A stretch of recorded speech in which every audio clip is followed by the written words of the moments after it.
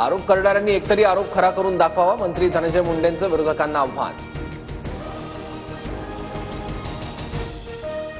छत्रपती संभाजीनगरमध्ये जनाक्रोश मोर्चा, संतोष देशमुखांचे कुटुंबीय मोर्चात सहभागी.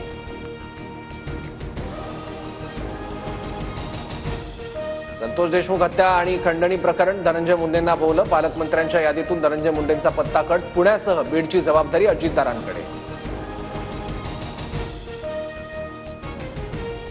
रायगड जिल्ह्याचं पालकमंत्रीपद अदिती तटकरेंकडेच, मागूनही भरत गोगावलेंना रायगडचं पालकमंत्रीपद नाही, तर उदय सामंत रत्नागिरीचे तर नितेश राणे सिंधुदुर्गचे पालकमंत्री.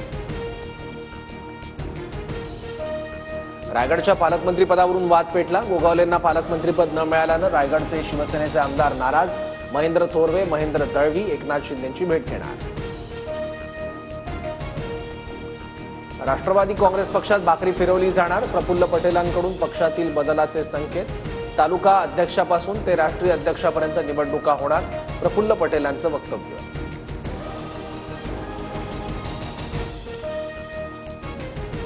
अर्थसंकल्पीय अधिवेशन बॅगा खरेदीवरून वादाच्या भोवऱ्यात सापडण्याची शक्यता, पेनड्राईव्हच्या काळात 82 लाखांच्या बॅगा खरेदीचा निर्णय, विरोधकांकडून सरकारच्या निर्णयावर टीका.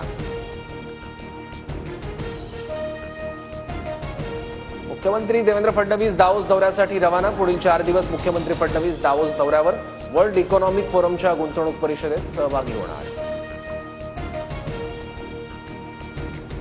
बुलढाणा जिल्ह्यातील दाभाडीत जीवघेणा दरोडा, दरोडेखोरांकडून डॉक्टरच्या पत्नीची हत्या, पोलीस घटनास्थळी दाखल.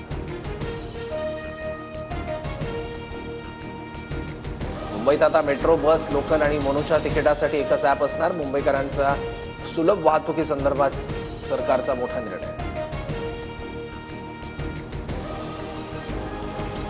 पंतप्रधान मोदींच्या मन की बात कार्यक्रमाचा 118वा भाग प्रसारित, जानेवारीच्या शेवटच्या रविवारी प्रजासत्ताक दिन असल्यामुळे आजच मन की बातचा कार्यक्रम प्रसारित.